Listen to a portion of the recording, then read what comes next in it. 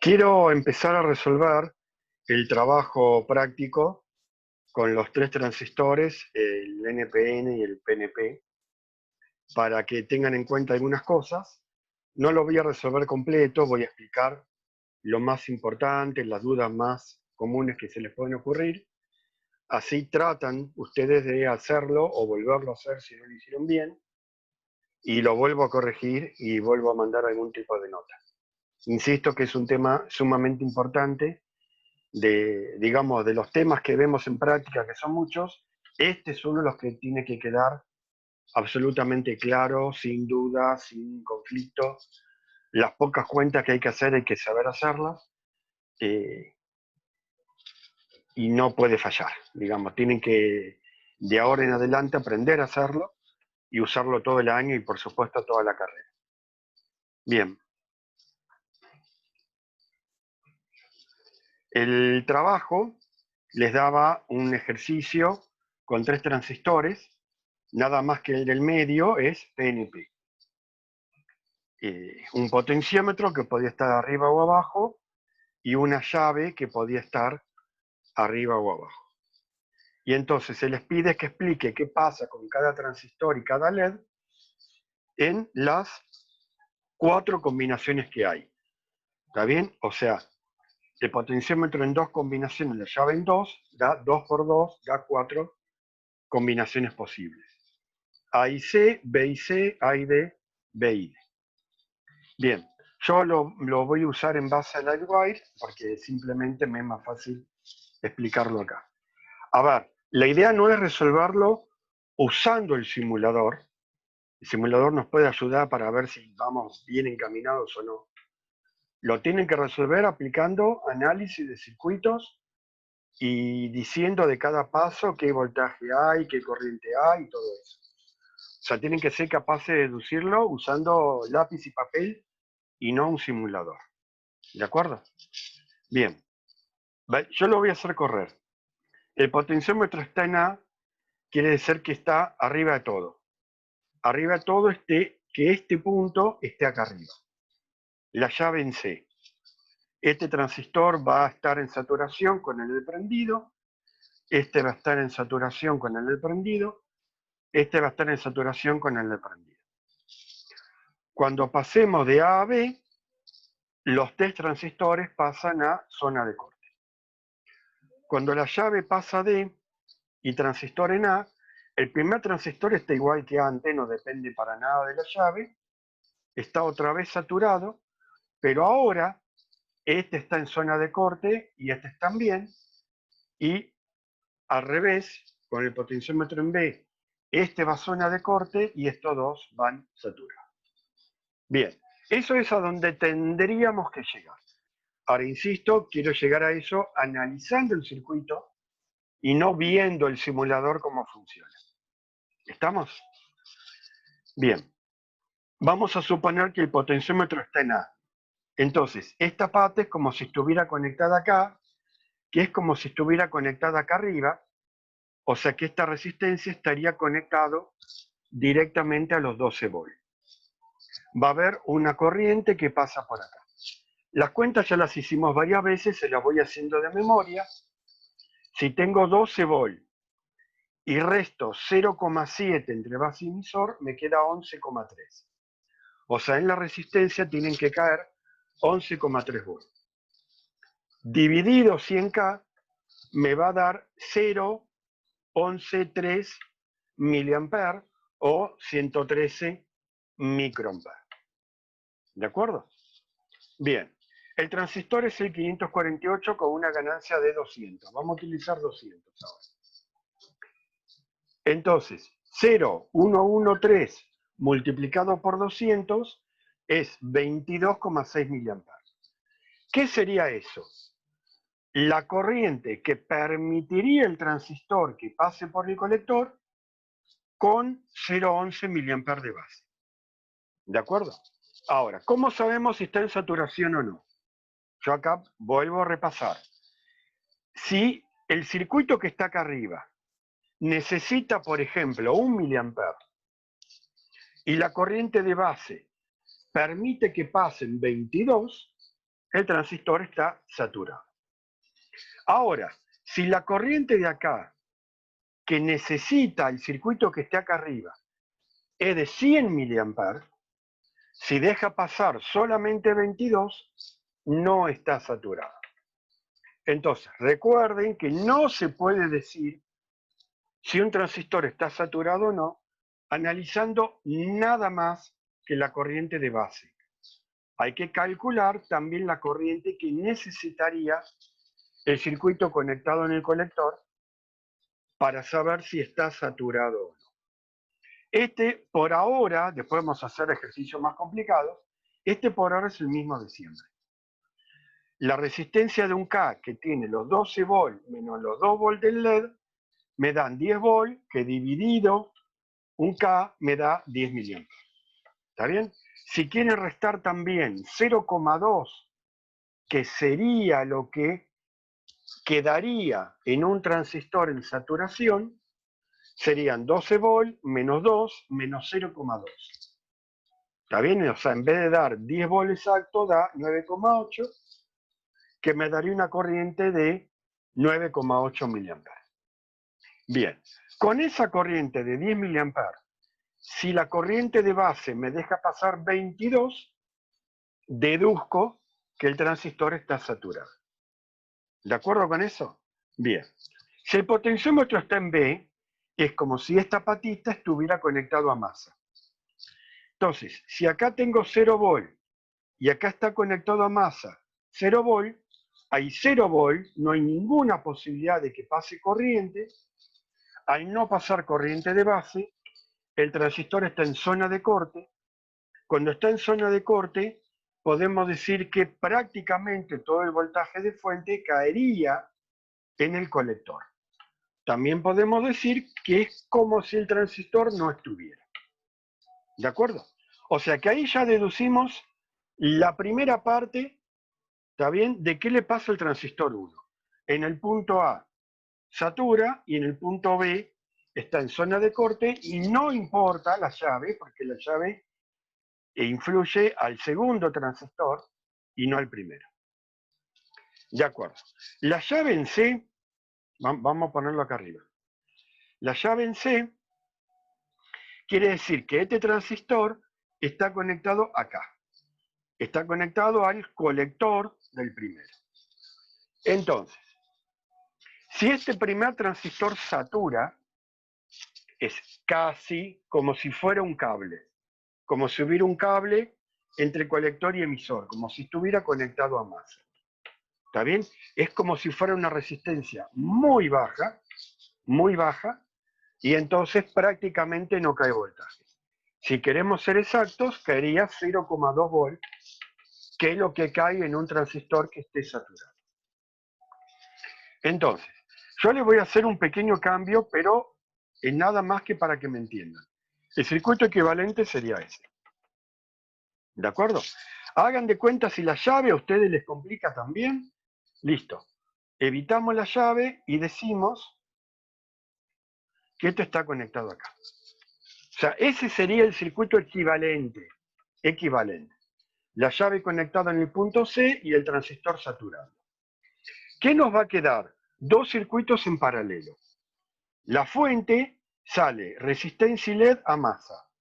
El LED está prendido y por acá van a pasar 10 mA. ¿De acuerdo? Ahora, lo que me interesa es esta parte. Tengo 12 volts acá arriba, una resistencia a masa. Entonces, puede haber corriente que pase por esta resistencia, que va a pasar entre base y emisor del transistor, y que puede ser que ese transistor conduzca o incluso sature. ¿De acuerdo? Así se hace el análisis. Bien, ¿cuánta corriente? Es la misma fórmula de antes, exactamente la misma, porque el circuito es el mismo, nada más que lo estamos viendo cambiado. Estamos viendo arriba el transistor, después la resistencia y después masa, en vez de ver arriba la resistencia y abajo el transistor. Pero es el mismo circuito, está en serie. Entonces, entre base y emisor caen 0,7 volts. Y vamos a suponer que acá en el transistor queremos ser exactos y decimos que hay, lo voy a poner como estaba, así queda. Vamos a suponer que acá hay 0,2 volts, 0,7 acá. Entonces yo puedo calcular la corriente en base a la resistencia de 100K. ¿Qué voltaje va a caer en la resistencia de 100K? Eso es lo más importante. ¿Está bien? Si tengo la fuente de 12 volts, no agarren los 12 volts de acá arriba. Entre acá y masa hay 12 volts. Sin importar si es positivo o negativo. Hay 12 volts. 0,7 caen entre base y emisor. Entonces, resto 0,7. 0,2 cae entre colector y emisor. Resto 0,2.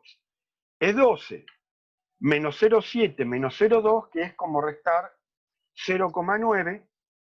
O sea que 11,1 caería en la resistencia de 100K. 11,1 volt dividido 100K son 0,111, ¿está bien? 0,111 miliamperes o 111 microamperes. Ven que es prácticamente lo mismo que había acá. Acá había 0,113. ¿Por qué? Porque no teníamos los 0,2 volts de acá arriba. ¿Está bien? Pero acá la corriente es casi la misma. Para saber si está saturado tenemos que ver la corriente de colector. Si el transistor estuviera saturado, que es como si no estuviera, como si hubiera un cable acá arriba entre fuente y este punto, acá pasarían los 10 miliamperes. 0,11 de acá multiplicado por 200 de ganancia me da 22 miliamperes. 22 miliamperes es más de los 10 que necesita, entonces este transistor satura. ¿De acuerdo? Ahí deducimos la segunda parte del primer punto, potenciómetro en A y llave en C. Si este transistor satura, un transistor que sature, no me importa si es NPN o PNP, tiene 0,2 volts. Entonces, si acá tengo 12, acá hay nada más que 0,2, en este punto tendría 11,8 volts. Y ahí se vuelven a armar dos circuitos en paralelo. Este circuito que me va a consumir 10 mA, que me hace que el LED prenda. Y este circuito que va a venir por acá, que es exactamente que este mismo circuito que viene por acá, ¿ven? Un transistor en saturación que me permite que conduzca corriente. Aquí hay un transistor en saturación que me va a permitir que conduzca corriente. Si acá hay 11,8 volts, resto 0,7, ¿está bien? Me da 11,1 volts, lo mismo que había acá, que dividido 100K me va a dar los 0,11 miliamperes, y que ya a esta altura, multiplicando por 200, me da 22 miliamperes, acá necesita 10, este también está saturado. ¿De acuerdo? O sea que en esta posición, este satura, este prende, y fíjense, si yo me apoyo, me dice 11,89, ¿está bien? O sea, el transistor me está consumiendo apenas 0,11 volts. Eso, ¿qué voltaje cae en cada transistor? Vuelvo a insistir, depende del modelo. Normalmente se dice que cae en 0,2 volts. Acá el simulador está poniendo 0,11 volts. También en vez de 0,20. En la práctica es lo mismo. Por acá van a pasar los 10 miliamperes.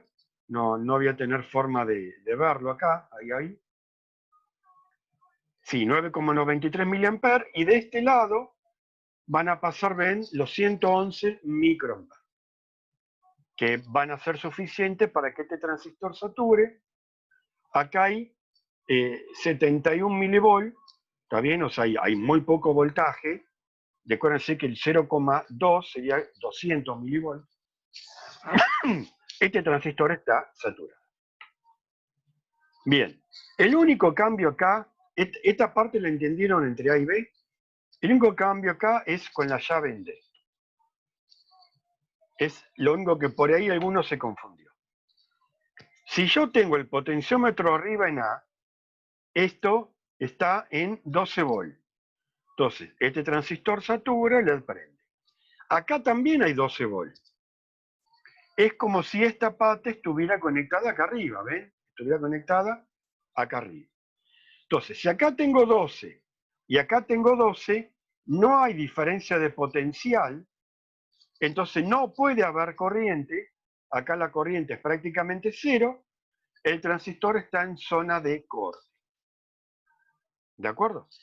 ¿se acuerdan que con el potenciómetro acá, yo decía que acá hay 0 y 0 volt, no hay diferencia de potencial, la corriente es 0. ¿De acuerdo? Bien. Acá es lo mismo, si tengo 12 de un lado y 12 del otro, la diferencia es 0, no puede haber corriente. Tiene que haber por lo menos 0,7 para que comience a haber corriente a través de base y emisor. Si esto está en zona de corte, quiere decir que prácticamente los 12 volts van a caer en el transistor. ¿De acuerdo? O sea que acá tendríamos, claro, los 12 volts caen acá. Si tengo 12 y resto 12, me queda prácticamente 0. Acá el programa está poniendo 2 milivolts, que es prácticamente 0. Con 2 milivolts no puede haber corriente acá prácticamente, 0 amperes. Este transistor también está en zona de corte. Bien. ¿Qué es lo interesante del circuito? Ustedes se acuerdan que yo les había comentado que un transistor puesto uno después de otro invierte. Si los tres transistores fueran NPN, tendríamos uno saturado, uno en corte y otro saturado. Al poner un transistor PNP después de un NPN, no invierte. Porque justamente como su signo es negativo, como funciona igual pero con signo cambiado, lo que yo invierto es como si el transistor me lo volviera a invertir y entonces no invierte nada. Si este transistor NPN está en saturación, este transistor PNP también está en saturación. Y como el que sigue vuelve a ser NPN, distinto de este, vuelve a estar en saturación. O sea que tenemos los tres en saturación y obviamente los tres en corte.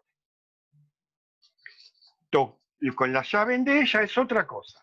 Es como si este transistor no estuviera, como si todo este circuito no existiera, y estoy conectando un circuito con dos transistores al potenciómetro.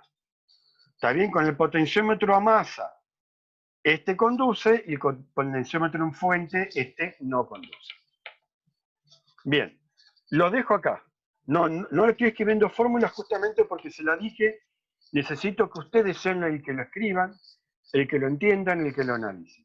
Si después hace falta, volvemos a subir un último video con toda la explicación, con todos los cálculos, haciéndolo lo más exacto posible, así les queda una vez hecho completo, pero la mayoría de ustedes estuvo más o menos razonándolo bien. Hay varios que razonaron bien, pero no me demostraron los por qué, no hicieron la fórmula, no hicieron la deducción. Y entonces eso no sirve a los fines de la materia. ¿Está bien? O sea, si yo les pregunto, ¿el LED está prendido o apagado? Y ustedes tiran la moneda y no sirve el razonamiento. O sea, me tienen que deducir por qué estaría prendido, por qué estaría apagando, o si hay algún caso intermedio en que no esté ni en zona de corte ni saturado. Bien, entonces esto es todo por este trabajo. Por favor, vuelvan a completarlo si les faltó algo y vuélvanlo a mandar, así lo vuelvo a corregir.